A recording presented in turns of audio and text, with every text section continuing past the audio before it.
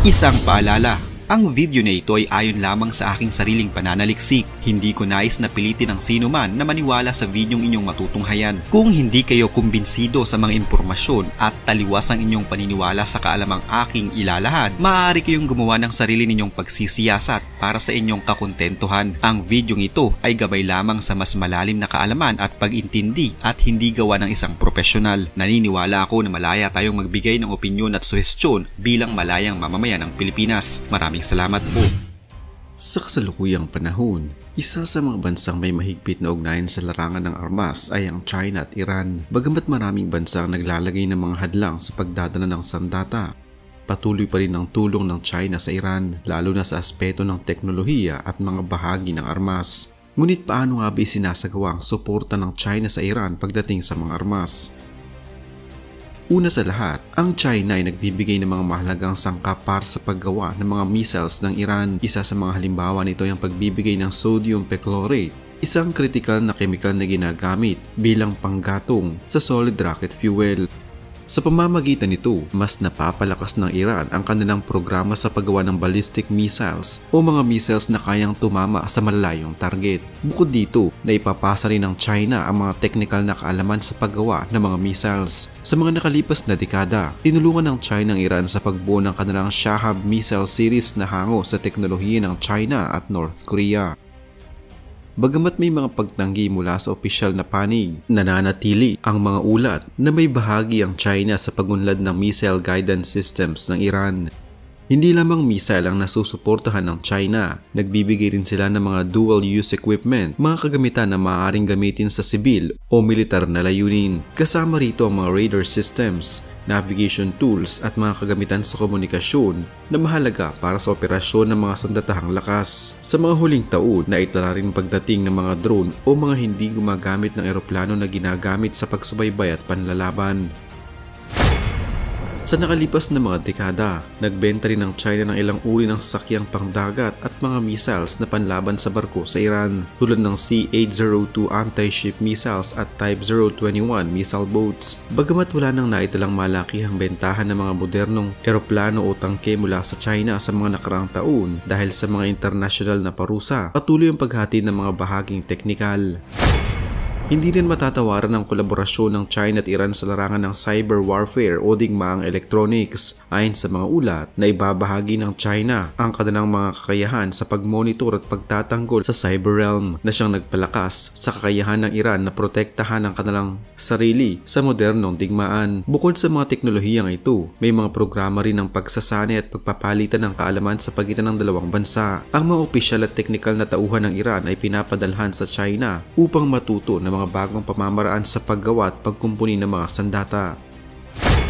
Sa kabuuan, ang suporta ng China sa Iran sa larangan ng sandata ay hindi laging tuwirang pagbebenta ng mga armas. Kadalasan, ito'y nasa anyo ng mga bahagi, teknolohiya at kaalaman na nakakatulong upang mapanatili at mapalakas ng Iran ang kanilang kakayahang militar sa kabila ng mga internasyonal na parusa. Ang ugnay na ito ay isang halimbawa ng estratehikong kooperasyon kung saan pareho silang nakikinabang. Bagamat mas kilala ang China bilang tagapagbigay ng suporta sa Iran pagdating sa armas at teknolohiya, hindi rin naman isang direksyong palayo ang tulong na natatanggap ng China mula sa Iran. Sa katunayan, may mga paraan din kung paano tinulungan ng Iran ang China sa kanilang kasalukuyang relasyon. Isa sa pinakamahalagang tulong ng Iran sa China ay ang pagbibigay ng langis at natural gas. Bilang isang bansang mabilis ang pagunlad at malaki ang pangangailangan sa enerhiya, umaasa ang China sa mga bansang tulad ng Iran para matugunan ang kanilang konsumo. Sa gitna ng mga tensyon sa pagitan ng China at iba pang mga bansa, ang matatag na supply ng enerhiya mula sa Iran ay napakahalaga. Bukod sa pagtanggap ng tulong mula sa China, may mga pagkakataon din na nakikipag-ensayo o joint military drills ang Iran sa China. Sa ganitong paraan, naipapakita nila ang kanilang suporta sa pamamagitan ng pagbibigay ng pagkakataon sa China na mapalawak ang kanilang karanasan at impluwensya sa rehiyon. Marami ang nagsasabi na ang mga armas na galing sa China na ginagamit ng Iran ay madaling masira at marupok. Maraming Chinese weapons ang gawa mula sa mga materyales na hindi kasing tibay kumpara sa mga armas na mula sa Western o Russian manufacturers. Dahil dito, mabilis itong nasisira lalo na sa matitinding kondisyon ng labanan. Ang ilang teknolohiya na ginagamit sa paggawa ng mga sandata ng China ay base sa mga lumang Soviet designs. Dahil dito, hindi ito gaanong epektibo at competitive sa modernong digmaan kung ikukumpara sa mas advanced na mga sistema. Hindi gaanong nasubukan ng malawakan sa totoong labanan ng mga Chinese weapons kumpara sa mga armas na ginagamit ng mga bansang may malalaking militar.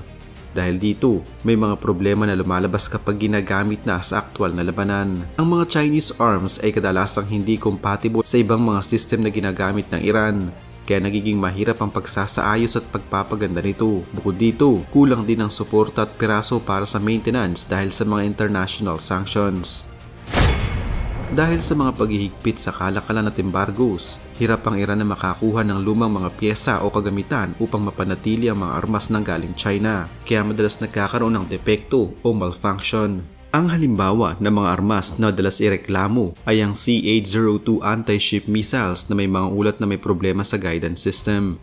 Ang Type 21 missile boats na nagkakaroon ng pagkasira dahil sa mahirap na kondisyon ng dagat at kakulangan sa tamang maintenance. Ang mga radar at communication equipment na madalas ang mga ito ay hindi gaano maasahan at madaling masira kapag ginagamit sa matinding operasyon.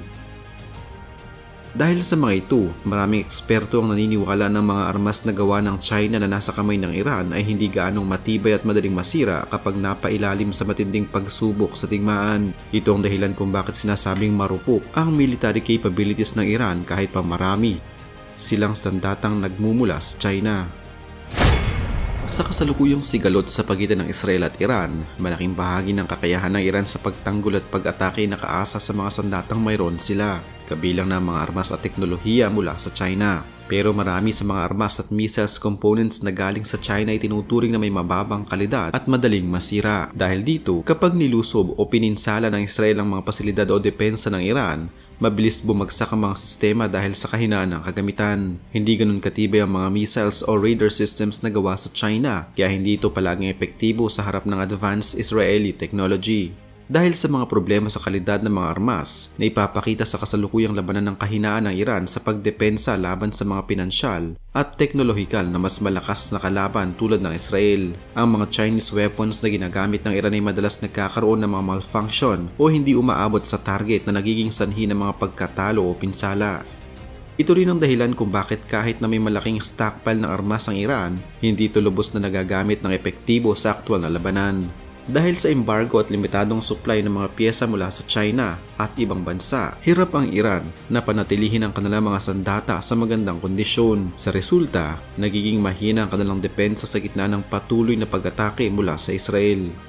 Ang pagdepensa ng Iran gamit ang Chinese weapons ay nagpapakita rin ng kahinaan sa ugnayan ng dalawang bansa. Habang pinapakita ng Iran na umaasa sila sa China, hindi naman lubos na ipinapakita ng China ang buong suportang militar sa Iran laban sa Israel upang hindi masira ang kanilang ibang relasyon.